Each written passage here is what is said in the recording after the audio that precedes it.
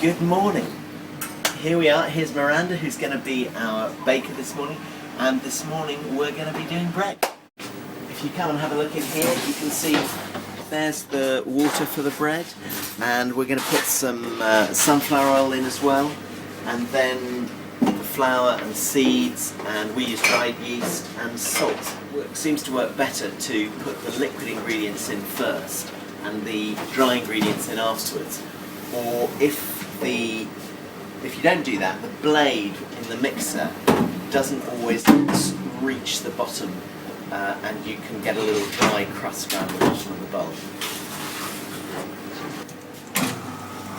And there we go. The bread's beginning to be kneaded, and you can see it's starting off just a bit of a sort of porridgey looking thing, and that's going to turn into some beautiful bread dough very shortly. That's only been mixing for about a minute, but you can already see it's coming together. Just easing that out. And you can see from the way my hand goes in there that it's a nice soft texture. If I had to really struggle with my hand, that means there wasn't enough water in there. So we've got the 4 tins. We're going to make 4 loaves this morning. And we've just put a little bit of sunflower oil in. Wipe that all around.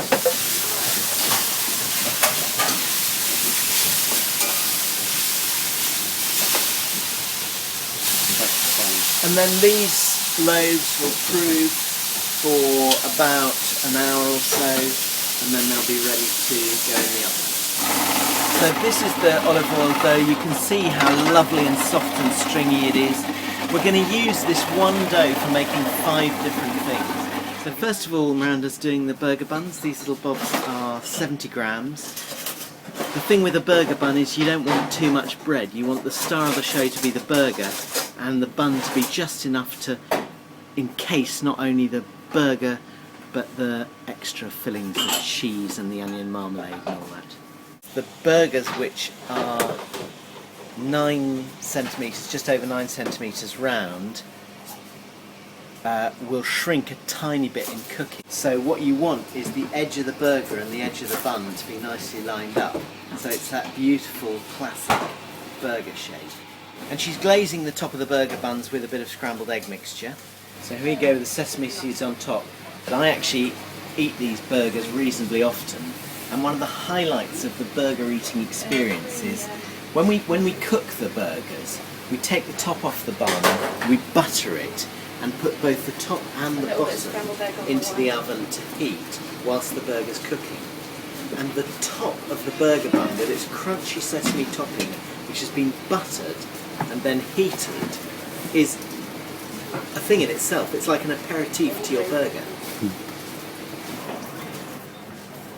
So these bases are for our fat little pizzas, so called because they're pizzas and they're fat and they're little. And we like this oval shape. It looks fairly thin now, but by the time that's risen up, it'll be quite a puffy base. And that works for us because we're not cooking the pizzas to order. Sun-dried tomato sauce going on top.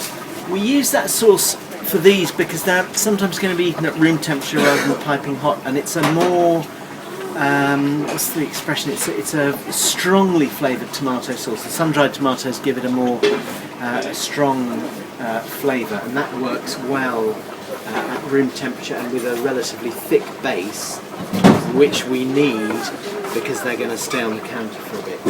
So they're not the same thing as a traditional pizza. We vary the topping on them each day. Today we've got roast red onions and courgettes, and it's a grated cheddar which will give a nice melty sort of top, and you'll be able to see the tomato sauce and the roast vegetables bursting through the melted cheese.